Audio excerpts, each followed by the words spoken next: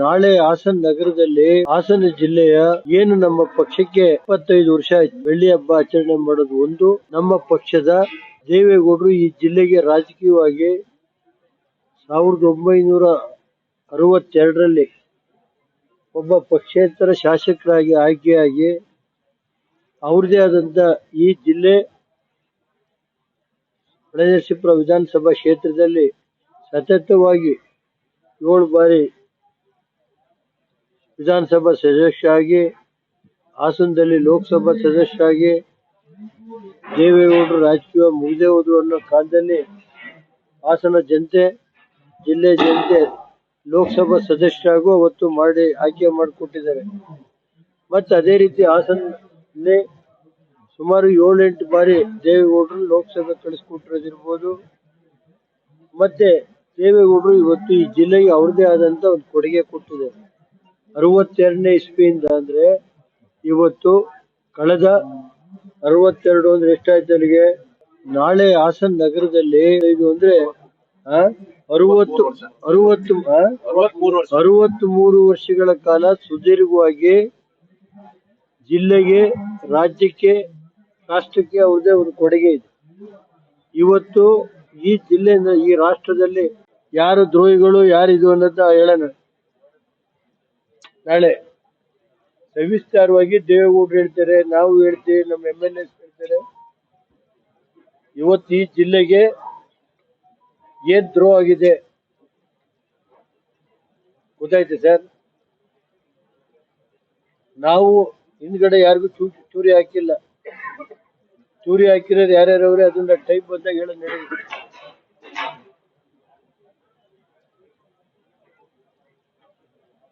ಕುಮಾರಣ್ಣ 5 ವರ್ಷ ಮುಖ್ಯಮಂತ್ರಿ ಅಂದ್ರು. ಹಂಗಿದ್ರೆ ಅಧಿಕಾರಕ್ಕೋಸ್ಕರ ಆಸ್ಕೆ ಪಡೋದಾದ್ರೆ ನಾನು ಇದ್ದೆ.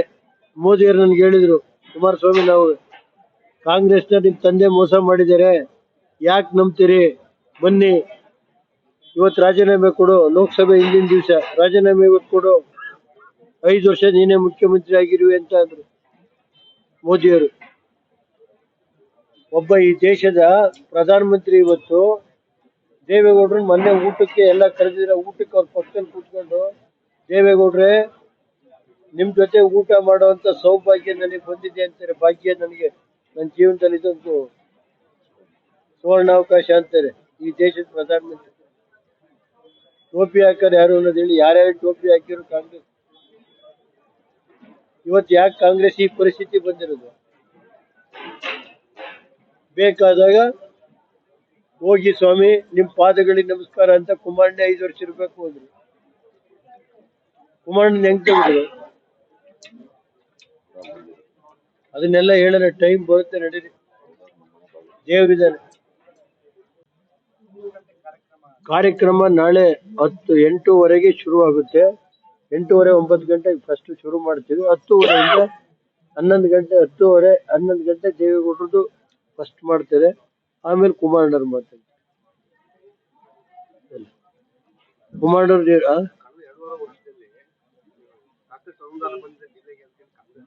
ಯಾವ ಅನುದಾನ ಬಂದೈತಿ ಹೇಳಿ? ಕಾಂಟ್ರಾಕ್ಟರ್ಗಳು ಬಿಲ್ ತಾಳಕ್ಕೆ ಏನೈತಿ ಅನ್ನೋ ಪರಿಸ್ಥಿತಿ ಏನೈತಿ ಹೇಳಿ ಸರ್? ಮಾಡಿರುವಂತ ಗುತ್ತಿಗೆದಾರರು ವಿಷ ತಾಳೋ ಪರಿಸ್ಥಿತಿ ಬಂದೈತಿ ಇಲ್ಲಿ ಜಿಲ್ಲೆಯಲ್ಲಿ. ಯಾವ ಇಲಾಖೆಯಲ್ಲಿ ಹೇಳಿ ದಯಮಾಡಿ? ಯಾವ ಕೆಲಸ ಮಾಡಿರೋದು ಏನೈತಿ ಸ್ವಲ್ಪ ಸಾರ್ವಜನಿಕ ಬಿಡುಗಡೆ ಮಾಡಕ್ ಹೇಳಿ. ನಾವು ಹಿಂದೆ ಕುಮಾರಣ್ಣ ಸರ್ಕಾರದಲ್ಲಿ ಆಗಿತ್ತಲ್ಲ ಸರ್, ಅದೆಲ್ಲ ಸ್ಥಗಿತವಾಗಿಲ್ವಾ?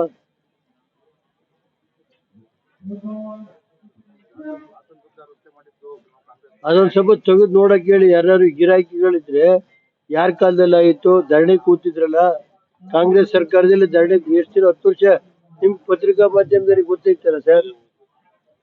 ಇಲ್ಲೇ ನಾಗರಾಜ್ ಅವರು 2 ಪ್ಯಾಕೇಜ್ ಮಾಡಿದೀನಿ 120 ಕೋಟಿಗೆ.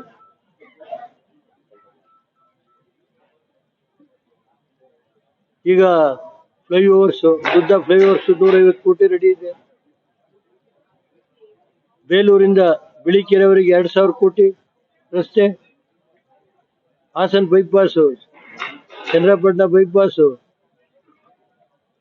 ಇವತ್ತು ಚನ್ನರಾಯಪಟ್ಟಣದಿಂದ ಇವತ್ತು ಕುಶಾಲನಗರ ಮಾಕುಟ್ಟ ಮೇಲೆ, ಸೋಮವಾರಪೇಟೆ ಮೇಲೆ 1600 ಕೋಟಿ ಎಸ್ಟಿಮೇಟ್ ಮಾಡಿ ಇಲ್ಲಿ ರಾಜ್ಯ ಸರ್ಕಾರ ಅದಕ್ಕೆ ತಡೆ ಹುಟ್ಟಿದೆ, ಮೂವ್ ಮಾಡ್ತಾ ಇಲ್ಲ.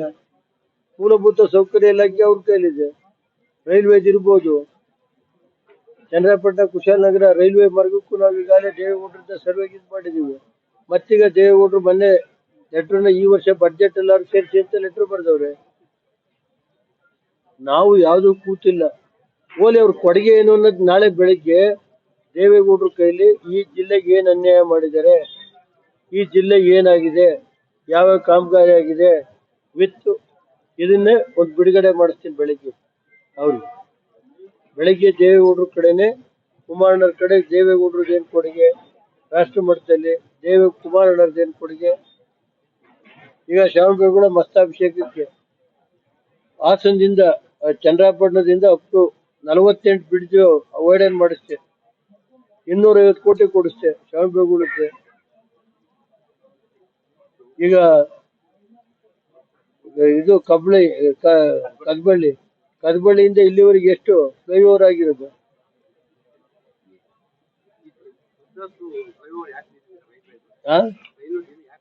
ಸರ್ 150 ಕೋಟಿ ಮಾಡಿದ್ದೀನಿ. ಅದು ಒಂದ್ ಸ್ವಲ್ಪ ಲ್ಯಾಂಡ್ ಅಕ್ವಿಷನ್ ಐತೆ, ಕೂತು ಒಂದೊಂದ ಮಾಡ್ತೀನಿ ಸರ್. ಇಲ್ಲೇನು ಯಾರೇನು ಕಡದ್ ಕಟ್ಟೆ ಹಾಕಕ್ಕಲ್ಲ. ದೇವೇಗೌಡರು ಇಲ್ಲ ಅಂದ್ರೆ ಯಾರು ಕೇಳ್ತಾರೆ ಸರ್ ಇಲ್ಲಿ. ಮತ್ತೆ ಹೇಳಿದ್ ಕಂಪ್ಲೀಟ್ ಆಯ್ತು ರೈಲ್ವೆ ಸ್ಟೇಷನ್. ಇವತ್ತುವರೆಗೆ ಟ್ರೈನ್ ನಿಲ್ಸೋ ಸ್ಟಾಪ್ ಇದೆಯಾ? ಹೊಳೆನರಸೀಪುರ ರೈಲ್ವೆ ಸ್ಟೇಷನ್ಗೆ 22 ಕೋಟಿ ಕೊಡಿಸಿದ್ದೀನಿ. ಹೊಳೆನರಸೀಪುರ ಬೈಪಾಸ್ಗೆ 460. ಇವೆಲ್ಲ ನಾನಿದ್ದಾನೆ ಲೋಕಸಭಾ ಸದಸ್ಯರು ಪ್ರಜ್ವಲ್ ಇದ್ದಾನೆ ಮಾಡಿರೋದು. ಇವೆಲ್ಲ ಅವ್ರನ್ನೇ ಕರ್ಕೊಂಡು ಹೋಗಿ. ಯಾರು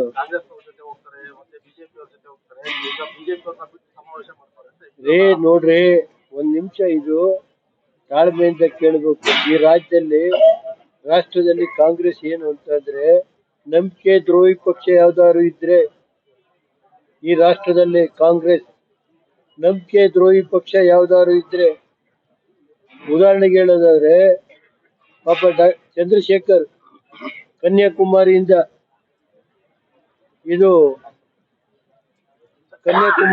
ಕಾಶ್ಮೀರದವರೆಗೆ ಕಾಲ್ನಡಿಗೆಯಲ್ಲಿ ಮಾಡಿದಂತ ಒಬ್ಬ ವ್ಯಕ್ತಿ, ಅವನು 10 ತಿಂಗಳು ಬಿಡ್ಲಿಲ್ಲ.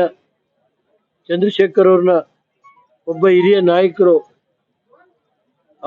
ಅವ್ರನ್ನ 10 ತಿಂಗಳು ಆಳಕ್ ಬಿಡ್ಲಿಲ್ಲ.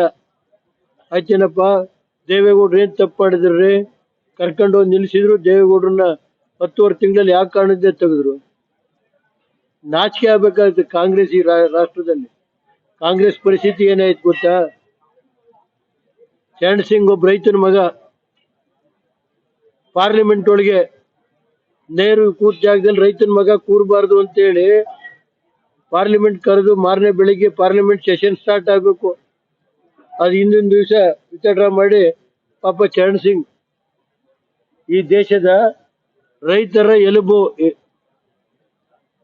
ಅಂತ ಒಬ್ಬ ಮನುಷ್ಯನ ಇವತ್ತು ಪಾರ್ಲಿಮೆಂಟ್ ಒಳಗೆ ಕೂರಕ್ ಬಿಟ್ಟಿಲ್ಲ. ಯಾವ ಇದೈತ್ರಿ ಇಲ್ಲಿ? ಹಾಸನದಲ್ಲಿ ಏನ್ ನಡೀತಾ ಐತೆ ನೀವ್ ಹೇಳಿ? ಮಹಾನಗರ ಪಾಲಿಕೆ ಎಲೆಕ್ಷನ್ ಹೆಂಗ್ ನಡೀತು? ಇಲ್ಲಿ ಲೋಕಸಭೆ ಸೆಲೆಕ್ಷನ್ ಹೆಂಗ್ ನಡೀತು? ಕುಮಾರಣ್ಣನ ಜೊತೆ ಒಂಟೆತ್ತು ಜೋಡೆತ್ತು ಒಂದು ಹೆಂಗಾಯ್ತು? ಅದೆಲ್ಲ ಹೇಳ್ತೀನಿ, ಬನ್ನಿ, ಟೈಮ್ ಬರುತ್ತೆ.